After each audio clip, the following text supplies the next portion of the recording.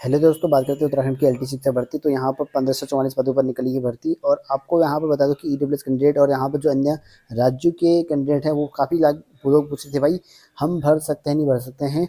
तो मैं आपको क्लियर जानकारी इस वीडियो में बता दूंगा। सबसे पहले कल वीडियो बनाया था मैंने और इसमें ईडब्ल्यूएस का जिक्र नहीं किया गया था, मैं भूल गया था एक्चुअली लास्ट में। और ईडब्ल्यूएस के कैंडिडेट आपके लिए अंतिम मौका है। जिनका पुराना ईडब्ल्यूएस है वो आज है यहाँ पर अंतिम तारीख समझ लीजिए, क्योंकि किस तक आप आवेदन कर सकते हैं, रात के 12 बजे तक। उसके बाद कल से आपका जो ईडब्ल्यूएस सर्टिफिकेट वो एक्सपायर हो जाएगा, इनवैलिड कर दिया जाएगा।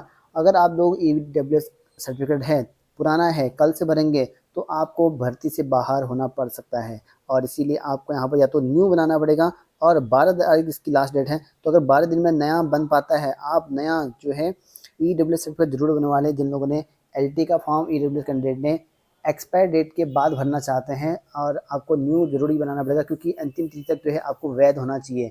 क्योंकि आपकी वैधता आज समाप्त हो जाएगी ईडब्ल्यूएस की। अगर आप जिस दिन भरोगे उस दिन आपके फॉर्म वैध होना चाहिए।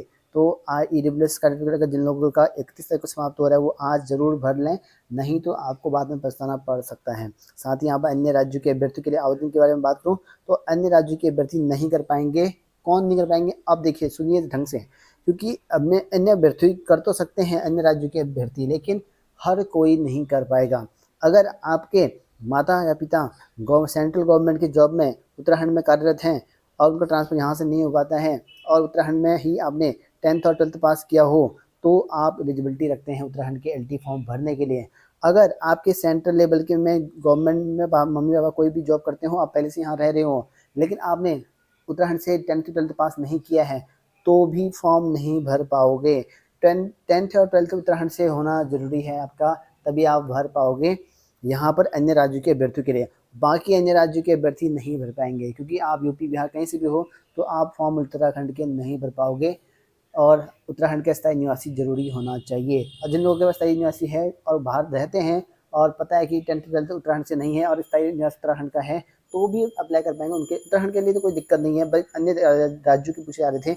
अन्य राज्यों के अभ्यर्थी नहीं कर पाएंगे अप्लाई, सिर्फ वही कर पाएंगे जिनके सेंट्रल लेवल में या गवर्नमेंट जॉब में उत्तराखंड में कार्यरत हैं, और 10th 12th भी आपके पास यहाँ पर उत्तराखंड से होनी चाहिए, तो अप्लाई कर सकते हैं। उसमें कोई प्रॉब्लम नहीं आएगी अन्य अभ्यर्थियों के लिए, अन्य राज्य के अभ्यर्थियों के लिए। बाकी कोई भी अन्य राज्य के अभ्यर्थी अप्लाई नहीं कर पाएंगे फॉर्म। आई होप पूरी जानकारी प्राप्त हो चुकी होगी। बाकी कल वाली वीडियो देख लेना, बाकी मैंने आपको सॉर्ट आउट कर रखा जितनी प्रॉब्लम आ रही थी। बाकी कई लोग वही चीज़ रिपीटेड पूछ रहे थे, ठीक है, इसलिए मैंने रिप्लाई भी नहीं किया। और ईडब्ल्यूएस के रिगार्डिंग कल पूछे गए थे, मैंने हालांकि रिप्लाई नहीं किया था उसमें, लेकिन मैंने आज बता दिया है कि कई लोगों ने मुझे पर्सनली मैसेज किया था व्हाट्सएप पे, वहाँ पर मैंने बता दिया था। और आज ज़रूर फिल कर लें 12 बजे से पहले, नहीं तो कल से आपका जो है फॉर्म फिल करना इनवैलिड कर दिया जाएगा। हाँ, कई लोग पहले पूछ रहे थे कि भाई ऑप्शन स्टार्टिंग में हमारा इनवैलिड आ रहा है, मतलब कि ऑप्शन नहीं मिल पा रहे हैं, तो आपका नेट सर्वर दिक्कत हो सकती है। आपको मैंने पहले ही बताया कि नेट सर्वर दिक्कत है, कहीं ऑप्शन कोई प्रॉब्लम आ ही नहीं रही है, ठीक है, मैंने खुद चेक किया था, कहीं पर दिक्कत नहीं आ रही है। और आपको अगर दिक्कत आ रही है तो इसका मतलब नेट में सर्वर में दिक्कत हो सकता है, तो आप एक बार ज़रूर चेक कर लें।